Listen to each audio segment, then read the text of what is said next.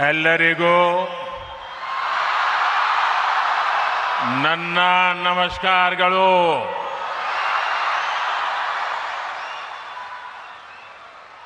रामकृष्ण मठ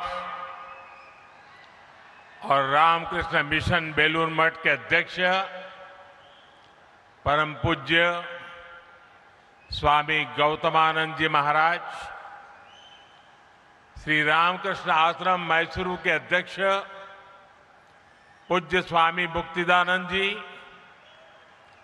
रामकृष्ण मठ और रामकृष्ण मिशन के ट्रस्टी पूज्य स्वामी यादवेंद्रानंद जी, राज्यपाल श्री थावरचंद गहलोत जी, मुख्यमंत्री श्री D.K. शिवकुमार जी,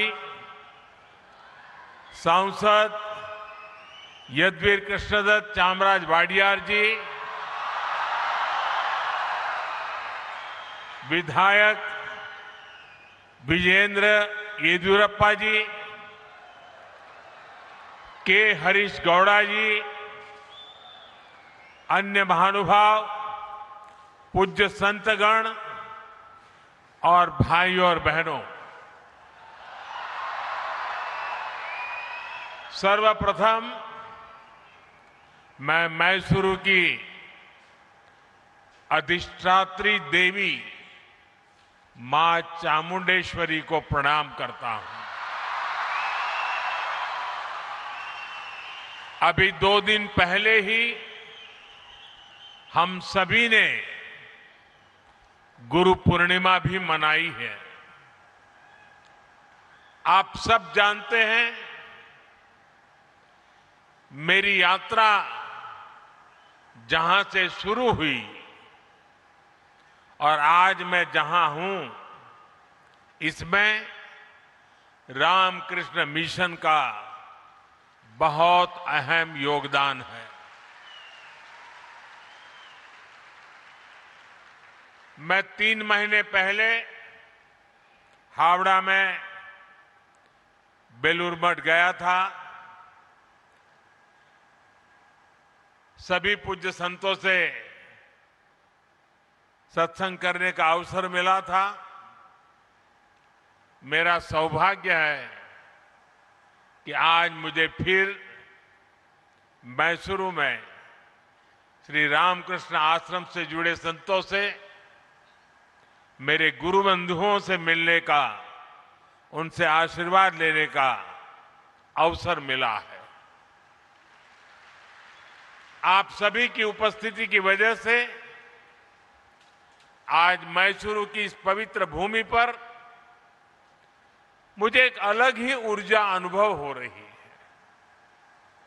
मैं आप सभी संतों के चरणों में सादर प्रणाम करता हूं। साथियों,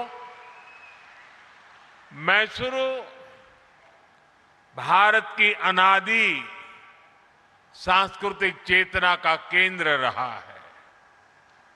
यहां के मंदिर, यहां की परंपराएं और उत्सव, मैसूरू का दशहरा, यहां के भव्य महल, इसका संगीत और साहित्य, भारत की विरासत इस शहर के कण कण में रची बसी है। और ये देखकर बहुत संतोष मिलता है कि इस शहर ने इस विरासत को उसी कुशलता से सहेजा भी है, संवारा भी है। श्री रामकृष्ण आश्रम और स्वामी विवेकानंद जी की स्मृतियां भी मैसूरू की विरासत का ही एक समृद्ध हिस्सा है। कुछ देर पहले मैं उस ऐतिहासिक भवन में भी गया था जहां स्वामी विवेकानंद जी ने अपने प्रवास के दौरान कुछ समय बिताया था। कर्नाटका के कितने ही विद्वान और मनीषी इस स्थान से जुड़े रहे हैं। राष्ट्र कवि कुवेंपु जैसे महापुरुष जब मैसूर में थे, उनका भी रामकृष्ण आश्रम से गहरा जुड़ाव था। आज Swami Vivekananda cultural youth centre यानी विवेक का स्मारका के उद्घाटन के जरिए हम इस मिशन को नया विस्तार दे रहे हैं। इसके लिए मैं श्री रामकृष्ण आश्रम और इसके जुड़े सभी विद्वानों को हार्दिक बधाई देता हूं। साथियों, व्यक्ति से विभूति का निर्माण एकाएक नहीं होता। इसके लिए हमें जीवन की अनगिनत परीक्षाएं देनी होती है, साधना करनी होती है, तप करना होता है, खुद को तपाना पड़ता है, खपाना पड़ता है। ख्याति के बाद तो संसार पीछे खड़ा होता है, लेकिन तप के समय महान विभूतियों को पहचानना आसान नहीं होता। जो साधक को तपस्या में पहचानता है, वो उसकी सिद्धि का सहभागी भी होता है। इसलिए भाइयों बहनों, स्वामी विवेकानंद जी के जीवन में मैसूरू का इतना अहम योगदान था। करीब 130 वर्ष पहले स्वामी जी एक युवा सन्यासी के रूप में भ्रमण करते हुए मैसूरू आए थे। तब उनकी प्रसिद्धि वैसी नहीं थी,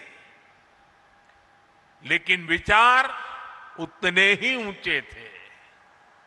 उस समय उन्हें जिन लोगों ने पहचाना, जो उनके साथ जुड़े, उनमें से एक प्रमुख नाम मैसूरू के तत्कालीन महाराजा के भी था। जब स्वामी विवेकानंद जी अमेरिका में थे, तो उन्होंने वहां से मैसूरू के तत्कालीन महाराजा को एक पत्र लिखा था। उसमें उन्होंने स्वयं महाराजा के सहयोग का उल्लेख किया था। साथियों, स्वामी विवेकानंद जी ने भारतीय चेतना को आत्मसात किया था।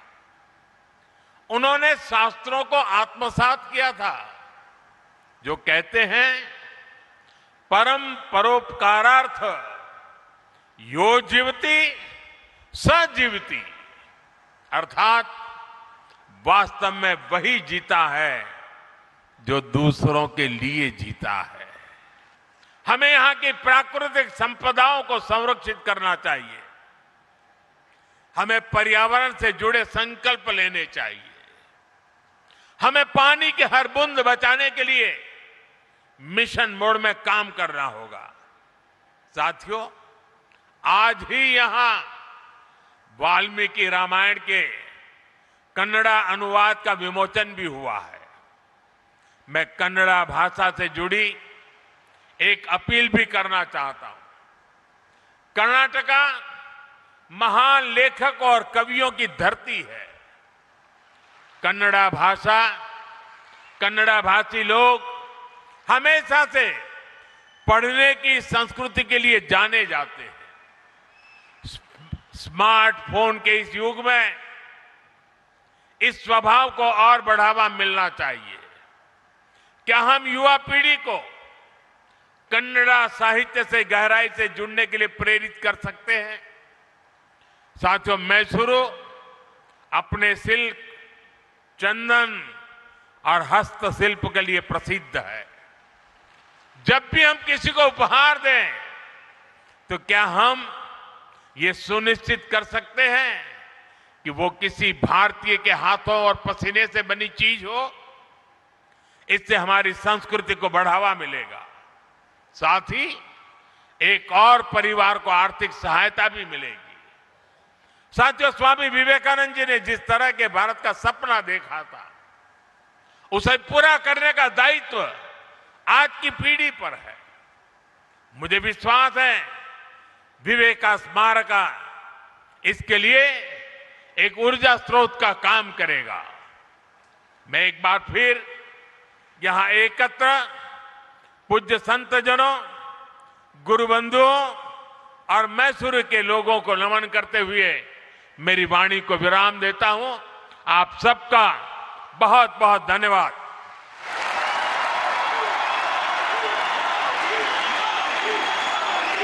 Thank you, Honorable Chief Prime Minister, for your inspiring words and for dedicating Viveka Smaraka to the service of the youth and the nation. Your gracious presence on this historic occasion will be cherished in the annals of Sri Ramakrishna Ashrama, Mysuru.